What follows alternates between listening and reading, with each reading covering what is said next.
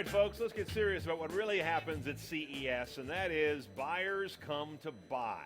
I'm Brian Cooley here on the stage at CES 2012, examining the way forward as we've been doing all the whole CES show here from CNET. Joining me now to give us a perspective that we've never brought you before in all the years we've been covering CES, it's about damn time we do, is Chad Taylor from Electronics. Based in Chicago. You guys are a force in the Midwest, Chad, but you're not a national. But you guys are deeply rooted in CES. Correct. So we're a single-store retailer located in Glenview, Illinois, which is a suburb of Chicago. Yeah. One store, family-owned operation.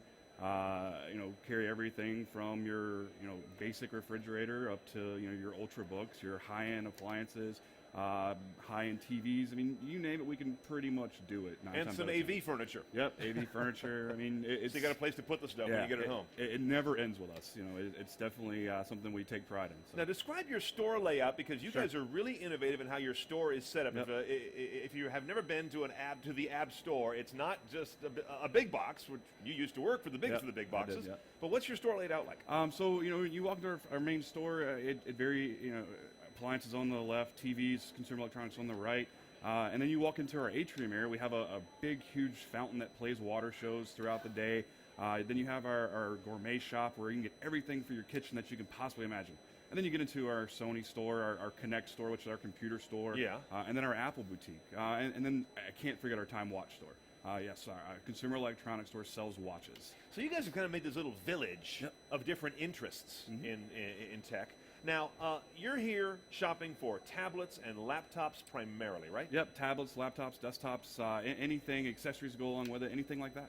So tell us how it works. You come to CES, you've just got a map to walk the floor, you have meetings. Who do you talk to? Predominantly for me, I come in and I have meetings. So I meet with, I met with Lenovo yesterday, so all their new stuff. I'll meet with Asus and Sony today. I'll meet with some accessory vendors tomorrow.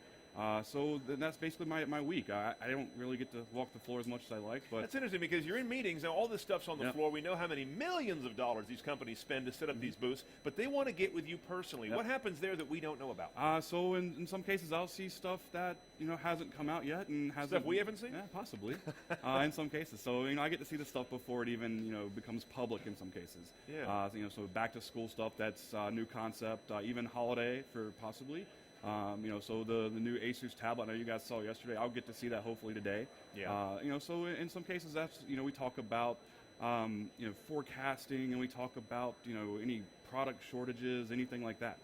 These aren't just, hey, that's gee whiz, great stuff. You guys are working each other, right? Yeah. They want you to buy a lot and you want to be convinced it's going to move. Yep. So, they want me to buy a lot. I want them to give me great deals. We want to make sure that, the product sells well, that we can get replenished quickly. If it doesn't sell well, we can move it out quickly. So, it's a constant struggle to find the exact perfect product that sells really well, and, hopefully we can all make some money.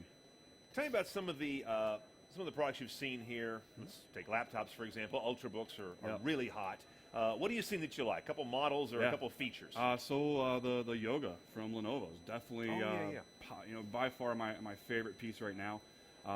And they've got their new their A700 series coming out where you can actually take the 27-inch touch panel and lay it flat. And it's actually 10-point touch, so you can actually play on piano. Yeah. So you got We've got to look at the Yoga here that Chad's been looking at. This is the one that's highly articulated. It does a 360 fold or easel. It starts as a regular laptop, and you can literally take and bend the screen back, and it flips it over. Now you got a tablet. Do you think that works, or is there too much bulk when it's in tablet mode to be really considered a tablet? It's going to be definitely a market for people. Because I carry a tablet and my laptop. Yeah, a lot of us do. So for me to have the functionality with Windows 8 to do everything I need to do with one device, I'll deal with a little bit of the bulkiness.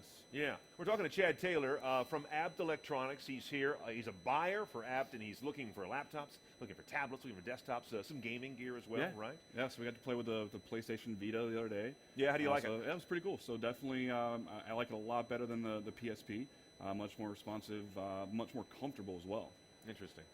When you place an order, you have to figure out what you want and how many of them you want. You mentioned forecasting a minute ago. How do you know what we want, we consumers? How do you figure that out? I read CNET and you just tell me everything. My man. So we ask. I mean, so we do listen to our customers. The nice thing about app, we've been in the Chicago area for so long now that our customers will just flat out tell us, hey, we're looking for this, and we try to go out and find it. Now, your website looks like, it's a great, big, sophisticated e-commerce website. Yep. But your store is a very different thing. You guys were founded a long time ago by Jewel and David Abt. They were Hall of Fame inductees for the CEA in 2008. I mean, they are part of the original CE crowd in this country.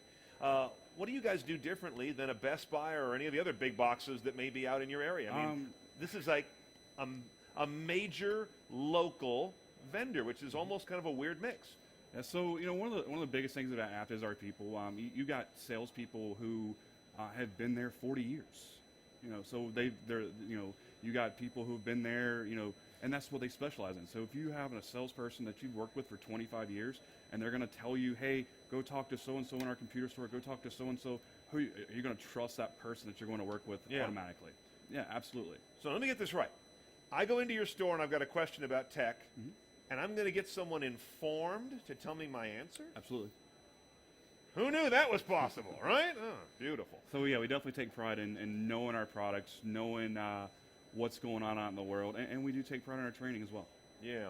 Let's talk about what you do with this whole area of online versus offline. Mm-hmm. Majority of your sales are through the site or in the store?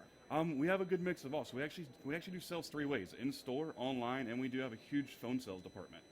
So we do. Yeah, so if you you see someone on the site. So there are folks that are buying the latest laptops and tablets, but they want to do it on the phone. Absolutely. You still have people who don't want to put their credit card number in on a computer. Isn't that interesting? A lot of people don't. Yeah.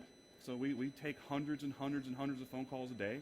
We actually just went to 24 hours Monday through Friday, where we have someone who will answer the phone for you. You guys remind me a little bit about like B&H Photo. I'm sure they're an arch rival, but you guys are in that same sort of, you have a locus in one major city, but you have a big reach. Yep.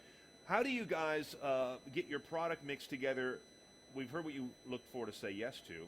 You also have to say no to a lot of products. You only have so much shelf space because you run a real store as a big part of your operation. You have to say more to maybe more things than an online retailer who can drop ship everything. Right. Is it tough to make those calls? Do you ever make the wrong call and say, we didn't buy the right one? Sure. You always make the good calls, you make the bad calls too. So one of the nice things is because we're one store, we don't have the 1,000 stores to support. We can be very selective in what we have, but we also will special order almost anything. So, for instance, with our Apple assortment, we will special order any configuration our customers want without any problem 9 times out of 10. If a customer walks in, they see a specific laptop, and we can get it, we'll order it for them. We're definitely going to say yes to any reasonable request. So the big talk that was going on during the holidays about the retail space versus online, people were going into stores like yours or Best Buy or any of these places, looking for things, using their QR code or their bar scanner app on the camera, and then buying it on Amazon after they checked it out in the store. Is that a problem? How are you guys dealing with it? So again, it's a loyalty thing for us. I mean, our customers definitely want to shop with us. We do have a great customer base. But again, if it's being sold by Amazon and we need to price match it, 9 times out of 10 we'll price match Amazon. So we don't have a problem taking care of You'll our price customers. match Amazon online. 9 times out of 10, yeah. It's got to be sold by Amazon. Right. So we're not going to... Okay, fulfilled by Amazon. Right. All right, not just some sort of a Amazon network merchant or something. You got it. Interesting. Okay. Last thing I want to ask you about, has been in the news a lot, is the Thai floods have been hitting. A lot of people don't know this. I think almost every Nikon DSLR is actually made in Thailand, and components for lots of cameras and computers come out of Thailand, and that's been, literally unprecedented flooding in that country. What have you heard about what that's going to do to the supply of things that use hard drives? So hard drives are definitely going to be some shortages in hard drives. We've already seen some cost increases. Especially for companies who didn't have a lot of stock to begin with. So the interesting thing is the bigger drives for desktops are going to be harder and harder to find. The big 1 and 2 terabyte guys. So especially the 2 terabyte drives. Some laptops are going to be affected. They're working through it, but when you deal with that kind of devastation, entire factories underwater, workers and people displaced. So we're definitely going to see some pains for the next couple months, I think. But after that, it should hopefully get better soon. So. What categories do you see going cool at the store? Things that, industry-wide are just kind of, people are losing interest. With all the Ultrabook talk, the big, huge, monstrous laptops. What we call the desktop replacements, yeah. right? Even for me, I run around my store all day with my laptop in my hand. I run around with a little 14-inch. Where I used to carry a 15, 16-inch laptop. Desktops, all-in-ones are definitely starting to kind of get even more of a big hold on the traditional desktop. Yeah. And then with Windows 8 coming out and being able to utilize the touch screen even more, I think that'll continue. A lot of times when Windows comes out with a newer version, Microsoft comes out with a new version of Windows, it can be, but isn't always, a huge spike cycle. Yep. And it can be like a long cycle you guys enjoy for months or a year. Yep. Do you think Windows 8 is going to be a watershed, or is there going to be one of the quieter Windows driving releases? Windows 7 is great. It is. That's the thing. It's a good OS. I think if they can definitely put enough value in it and make it reasonably priced for the upgrade, it definitely could help with sales. But 7 was good, and that kind of makes it tougher for 8 to drive a lot of folks in the door, right? Yeah, well, and then with XP still around, you got Windows 7. XP. People don't realize how popular XP is. XP's still around. And it's dead. Yeah, and you got people still haven't migrated to 7. So especially because of corporate. Yeah. All right, Chad, thanks so much for being here. Let's hear it for Chad Taylor from Abt Electronics in Chicago, who is giving us a point of view that we don't hear enough of around here, and it's kind of the backbone of why people come to Consumer Electronics Show. So thank you very much, Chad. And that's Abt Electronics there at abtabt.com. Kind of an unusual name, but that's how it's spelled.